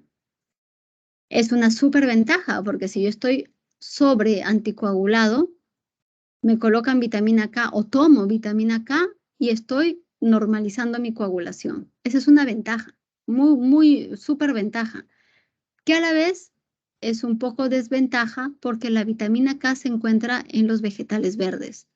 Entonces, cada que yo como muchísimo vegetal verde, puedo estar disminuyendo mi valor de INR, puedo estar bajando la efectividad de mi anticoagulación, ¿no? Pero no significa que los pacientes dejen de comer cosas verdes, sino que coman de forma regular cierta cantidad y que mi dosis de warfarina esté adecuado a eso. ¿Cómo es que yo empiezo el tratamiento con la warfarina? Pues damos una dosis inicial en un paciente adulto normal de 5 miligramos, en un paciente anciano de 2.5 miligramos. Las pastillas vienen de 5. En un adulto normal damos 5 miligramos, una tableta, en un ancianito media tableta. Empezamos 1, 2, 3, a partir del tercero y hasta el cuarto día hacemos nuestra monitorización. ¿Con qué? Con el INR. ¿En cuánto debe estar el INR? Generalmente debo llevarlo entre 2 y 3. ¿Cuál es lo normal? Promedio 1. Paciente que no toma warfarina tiene un INR de 1. Paciente que toma warfarina, debo llevarlo generalmente al INR entre 2 y 3, excepto cuando hay una válvula protésica mitral, que mi INR debe ir entre 2.5 y 3.5 porque es la válvula más embolígena que tenemos. Hemos dicho cuál es la principal ventaja, el antídoto que es la vitamina K. Tiene muchas interacciones medicamentosas, ¿no? Aumenta, por ejemplo, con amiodarona, metronidazol, el Bactrim, disminuye con el fenobarbital, rifampicina, carbamazepina. ¿Qué es lo práctico para hacer? Uno empieza la anticoagulación en el paciente con todo lo que esté tomando. No se le va a decir deje de tomar su amiodarona, ¿no? Con todo, y entonces la dosis de la warfarina va a ir de acuerdo a lo que el paciente tome. Doctora, y si luego le colocan una medicación más, entonces me va a de contar, desde tal día voy a empezar a tomar la medicación. ¿Va a ser larga la medicación? Sí, mi cardiólogo me ha dicho que de acá en adelante voy a tomar tal cosa. Ah, perfecto. Entonces, a la semana yo le hago su control. Si veo que no me mueve el INR, perfecto, continúe en misma dosis. Si veo que me aumenta mucho, disminuyo la dosis de warfarina. Si veo que me ha bajado, aumento la dosis de warfarina. ¿Ya? Pero lo que no podemos hacer es decirle deje de tomar su amiodarona o no se trate, ¿no?, con su fenobarbital, o sea, no podemos. Si no, debemos adecuarnos nosotros al tratamiento. ¿Cómo? Con controles más seguidos. A veces no es tan fácil por cómo funciona nuestro sistema de salud, pero debemos hacer lo posible para mantener esos controles. Entonces, si recordamos, cuando nosotros tenemos un paciente diagnosticado con trombosis venosa profunda, habíamos dicho que de inicio damos heparinas, mientras mi anticoagulante oral alcanza niveles. Y esto se supone que si todo está perfecto, al cuarto día podría ser, pero si no, cada 72 horas voy fijándome hasta que alcance mis niveles. Y durante todo ese tiempo, hasta que yo llegue a mi INR ideal, es que yo debo usar mi heparina. ¿A cuánto de dosis? 1 miligramo por kilo cada 12 horas subcutáneo. ¿Sí? Por ejemplo, paciente con trombosis, empiezo warfarina, empiezo heparina. ¿Cuánto? 1 miligramo por kilo cada 12 horas subcutáneo. Y warfarina es adulto de 50 años, 5, una tabletita cada día y hago mi control al tercer o cuarto día. Mi INR sigue en 1.6, continúo mis heparinas y aumento. Ya no va a tomar señor 1, sino va a tomar lunes, miércoles y viernes 1,5, los demás días 1. 3 días más, 4 días más, control de INR. Ahí está en 2.5. Perfecto. Suspendo heparinas, continúo solo warfarina. ¿Se entiende?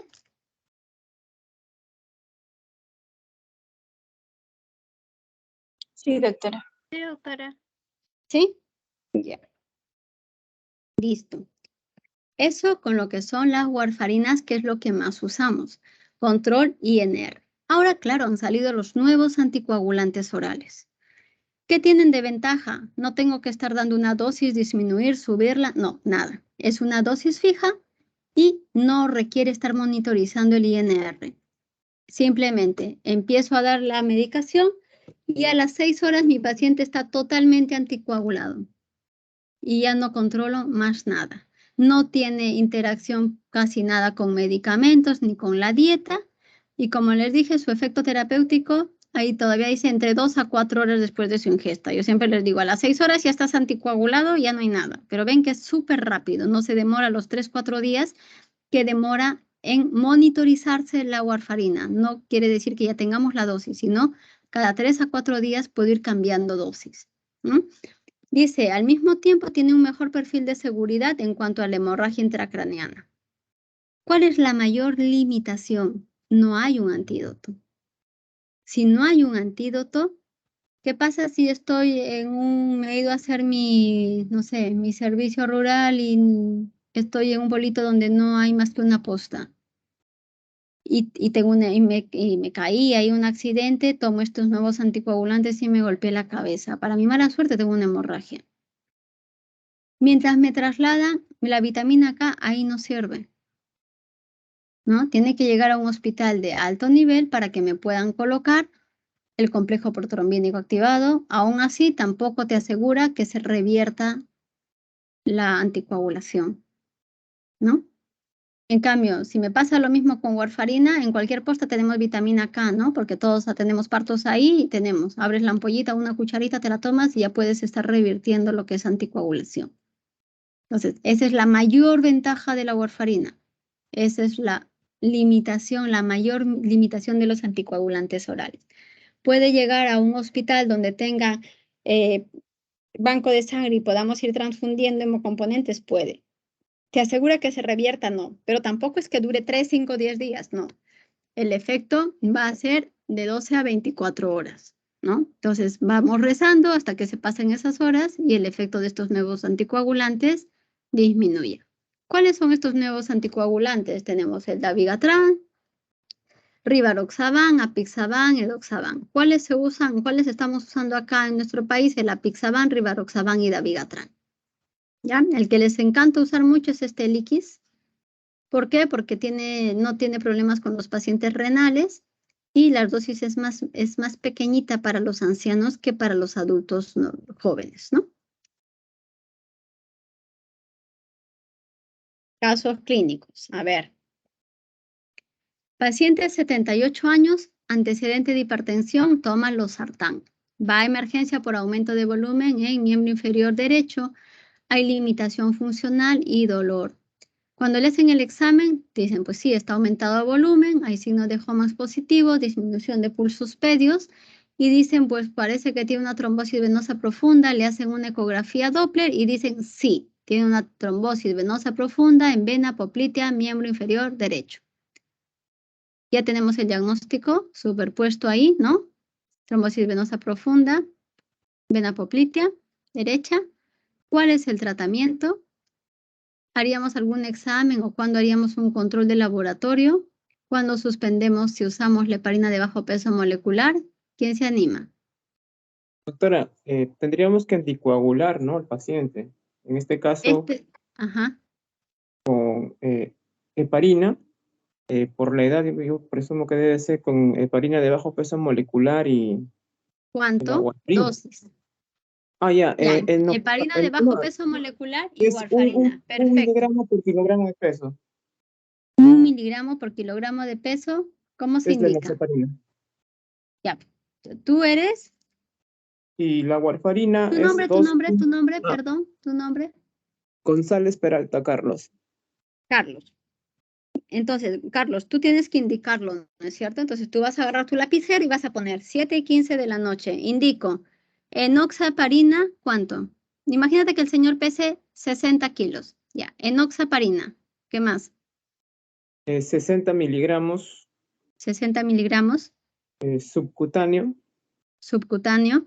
cada 12 horas. Cada 12 horas. Ya, perfecto. ¿Qué más? Y warfarina. Warfarina. ¿Cuánto? 2.5 en este caso por la edad, ¿no? Por la edad. 2.5 miligramos. ¿Qué más? Miligramos.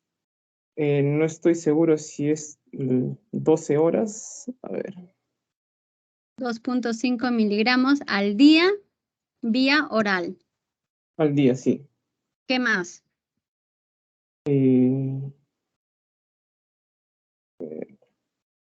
Solicitar los controles. Los controles de Controles. INR.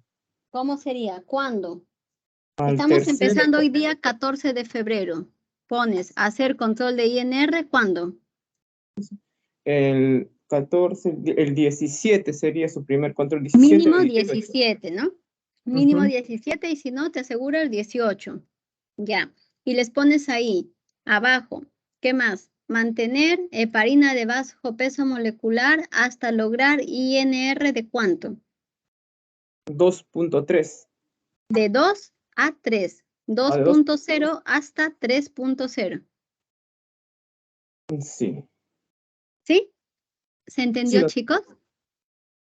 Carlos, tú ya me has entendido. Pero todos los demás, sus compañeros, a ver, ¿se entendió? Sí, doctora. Sí, doctora. ¿Alguno que no haya entendido? Y lo repetimos, no hay problema.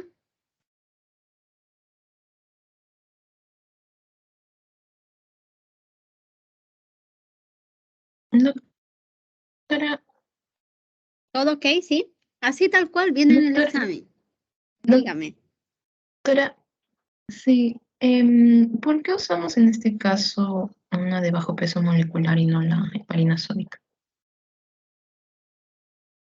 A ver, ¿por qué? Podríamos usar cualquiera en realidad, pero hemos dicho, por profilaxis generalmente se usa la sódica. Acá estamos profilaxis o tratamiento. Tratamiento. Ya, elegimos la otra. Imagínate que digamos, bueno, pero le podemos dar la sódica 3 veces al día. Si fuera tu papá, ¿te gustaría que le pinchen 3 veces al día o 2 veces al día? 2 veces al día. Y si es que me dicen, pero doctora, ¿y si no tengo en mi hospital? Caballero, le das la sódica 3 veces al día, 5.000 unidades subcutáneo, hasta que el INR llegue entre 2 y 3. ¿Se puede usar una o la otra? Sí.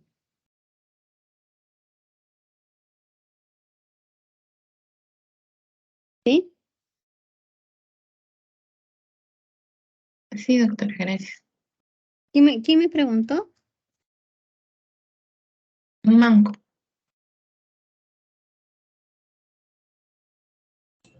¿Alguna otra pregunta, chicos?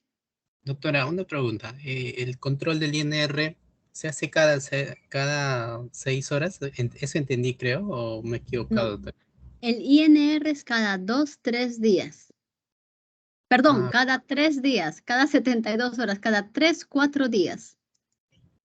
mm. Ok, doctor. Acuérdense que llega a niveles cada 3, 4 días. Yo sinceramente cuando están hospitalizados los hago cada 4 días. Cuando los tengo ambulatorios los cito cada semana, porque primero no tengo consulta cada 3, 4 días. Y después como les altero, o sea, como les cambio la dosis semanal, los empiezo a controlar cada semana, hasta que llego a la dosis adecuada y entonces empiezo ya los espacio, ¿no? Los veo cada 2 semanas, cada mes, a veces cuando hacen controles perfectos, cada 2 meses. Ya los mismos pacientes ya se conocen también.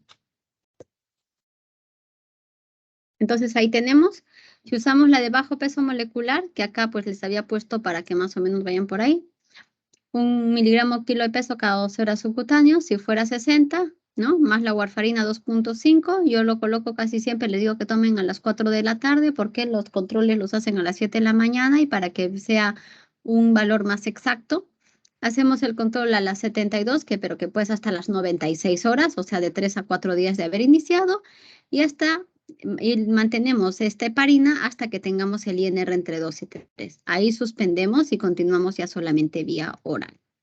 Acá hay otro. Caso clínico 2. Paciente, mujer, 58 años. La señora con 58 años tiene artritis reumatoide, hipotiroidismo, hipertensión, diabetes y gonartrosis derecha. Se hospitaliza de forma electiva porque por ese dolor de rodillas le van a hacer una artroplastía total de la rodilla derecha. No tiene incidentes perioperatorios y luego recibe profilaxis con enoxaparina, 40 miligramos al día subcutáneo, a continuar el alta. Le hacen la artroplastía y postprocedimiento le dicen, bueno, vaya con su profilaxis de enoxaparina.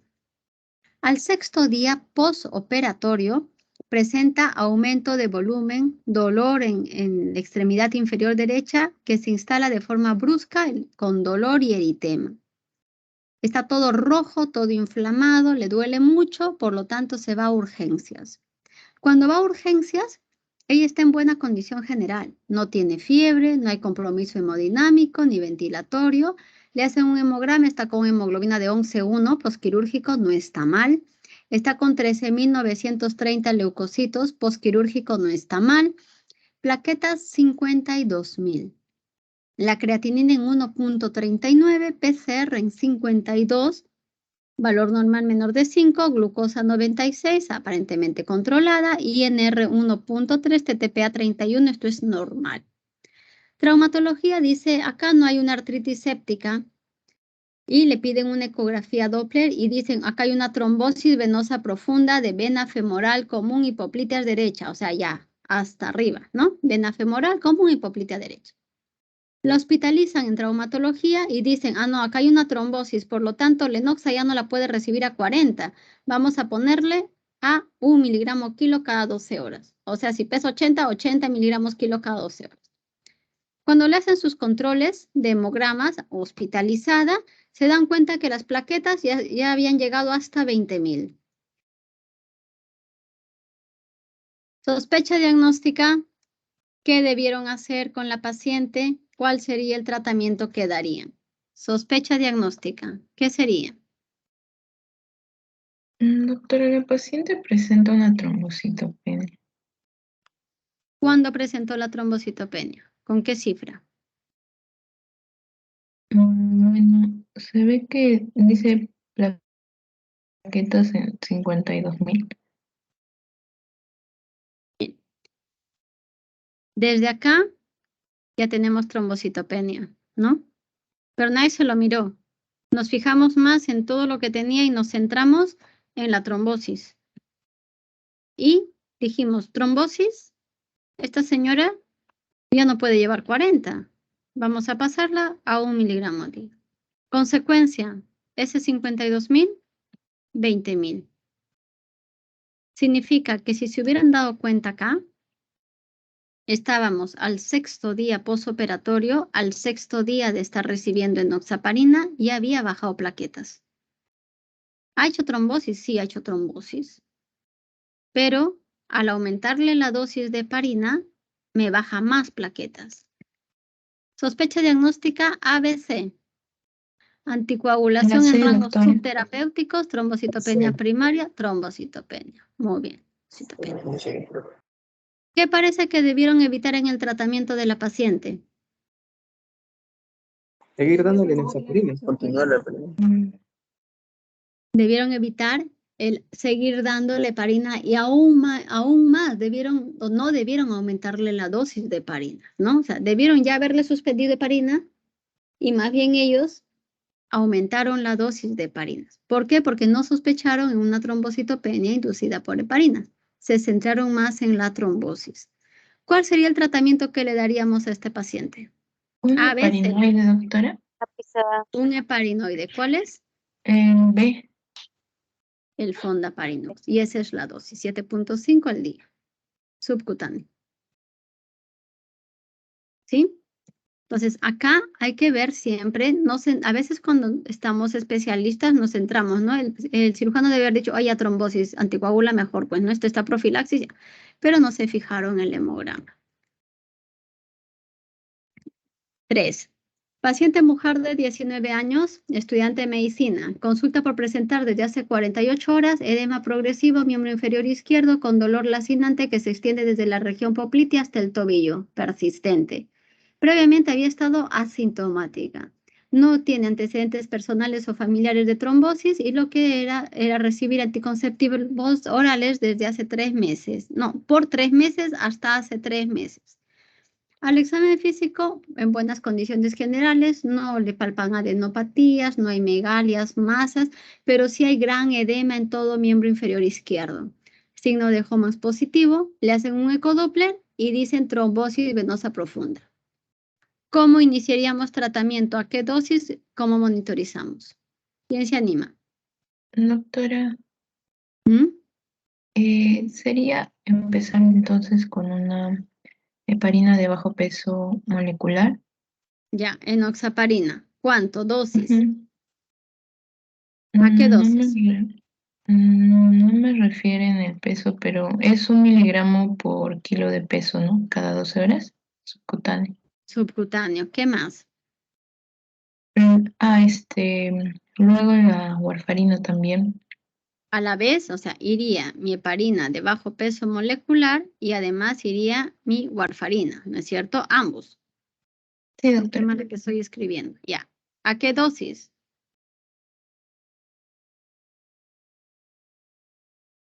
En este caso la warfarina es de 5 miligramos. Mi anticoagulante oral, mi warfarina, sería a 5 miligramos. ¿Cómo monitorizo? La warfarina a los 3 días o 4 días con O el sea, INR. se inició hoy día, 14 de febrero, ¿cuándo monitorizo? En 17. 17 o 18, ¿no? 18, ya, muy 18. bien. Y si mi INR está en 1.6, ¿qué hago? Hay que continuar. Ajustar dosis. Aumento dosis de warfarina y continúo mi heparina de bajo peso molecular. ¿Y cuándo hago mi siguiente control? A los 3, 4 días. A los 3, 4 nuevamente. días. Imaginemos ya, 3, 4 días. Ahora me sale en 2.8. ¿Qué hago? Ya está en Retiro, un rango retiro. adecuado. Ya. ¿Retiro cuál? La enoxaparina. Retiramos enoxaparina y continúo solo con mi anticoagulación oral, mi warfarina. Le pongo mi heparina, si es 60 miligramos cada 2 horas subcutánea. Ella sí recibe 5 de warfarina, ¿no? Controla las 72, 3 a 4 días, igual de haber iniciado el anticoagulante oral. Y mantengo mi heparina hasta lograr mi INR de 2 a 3. Si mi paciente, si les pongo otro caso en el que la paciente tiene una válvula protésica mitral y empiezo a anticoagular, ¿cuánto debe estar mi INR? De 2,5 a 3,5. De 2,5 a 3,5. 4. Varón de 82 años, antecedente de enfermedad de reflujo gastroesofágico, recibe omeprazol. Se hospitaliza por aumento de volumen, coloración violácea, dolor, sangrado en la pierna derecha. Hace 20 días había tenido un diagnóstico de una trombosis venosa profunda en esa pierna derecha, para lo cual inició tratamiento con warfarina de 5 miligramos al día y le habían dado así: lunes, martes, miércoles, jueves y viernes una tableta, sábado y domingo media tableta. Esa era su dosis. A pesar de esta recomendación, este señor de 82 años consumió misma dosis de warfarina todos los días, una tableta, 5 miligramos. No se realizó ninguna prueba de INR y llega a la hospitalización con una prueba de coagulación donde el INR está en 9,69. Tiempo de protrombina que va de la mano con el INR en 104. Lo promedio, 14. Y una ecografía que confirma la presencia de un hematoma en la pantorrilla izquierda. ¿Qué pasó acá? Recibió demasiadas dosis de... Mucha dosis. Significa que a heparina. un señor adulto mayor debe tener supervisión, debe tener apoyo familiar importante, porque muchas veces hacemos esto con las dosis. Y no solo esto, a veces se le dice martes y viernes medio, todos los demás 1. Y un señor igual no se acuerda y cumple, pero cumple como él cree, como él entendió. Y puede pasar esto, que nos vamos al otro extremo. Y hay sangrado, sí, acá está mi hematoma en mi pantorrilla. ¿No? Trombosis en la derecha, hematoma en la izquierda. ¿Cuál es el diagnóstico? ABC. Ah, ¿La? sobre anticoagulación. Está sobre anticoagulado por warfarina. ¿Cuál es el tratamiento más indicado dentro de las siguientes opciones? Le suspendo su omeprazol, hago un drenaje quirúrgico por ortopedia, suspendo la warfarina, le pongo vitamina K y hago un drenaje o no por ortopedia, suspendo warfarina por 3 días y le reinicio la misma dosis. La B. La B. La B, B. doctora. La B. Listo. Preguntas.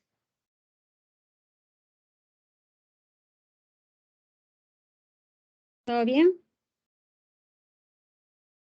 Doctora, yo tengo una pregunta. Dígame. Cuando mencionaba sobre la warfarina, no le entendí bien el por qué se le administra, o sea, a las 4 de la tarde. Yo les pongo 4 de la tarde. ¿Por qué? Porque nosotros generalmente cuando tú envías a un paciente a hacerse una prueba de laboratorio, ¿a qué hora van?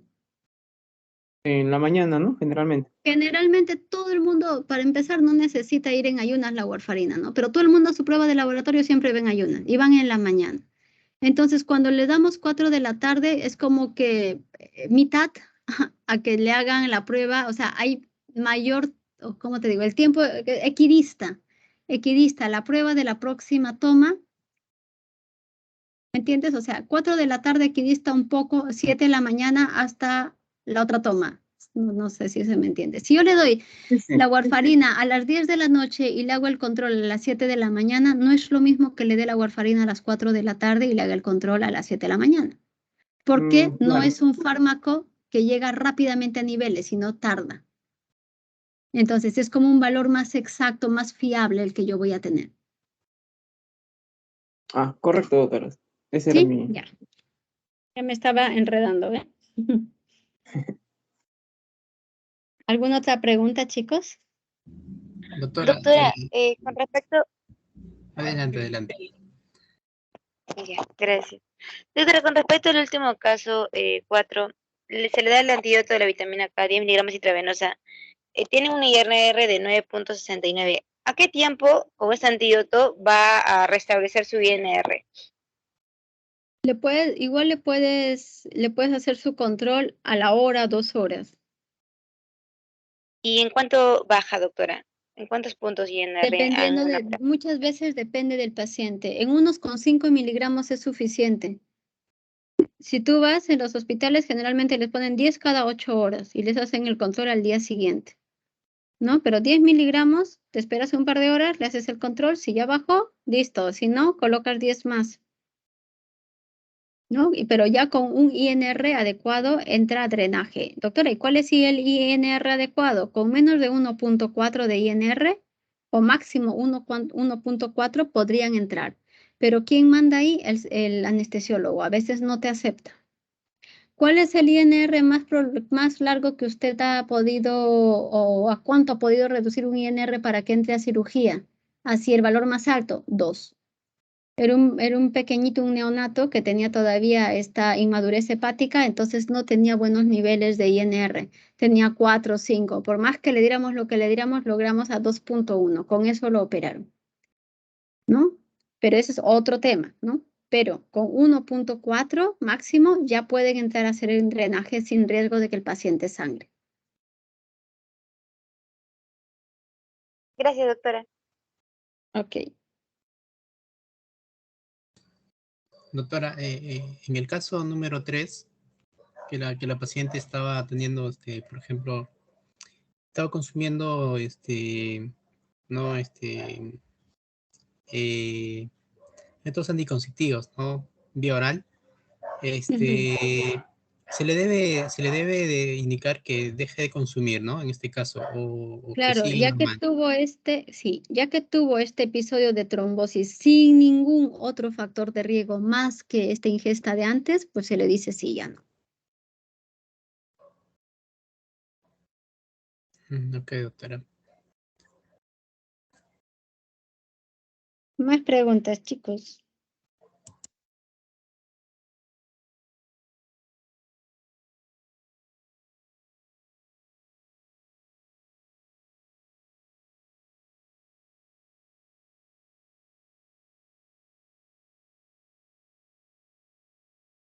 ¿Estamos?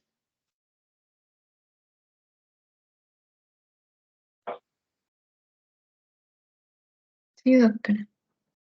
Sí, doctora. Listo. Entonces, por favor, toman la asistencia en la plataforma para yo poder, que eso es lo que me piden, enviarlo luego a la facultad, ¿no? Y pues nada más, vayan a celebrar su Día de la Amistad y del Amor porque ya los he tenido acá metidos muchas horas.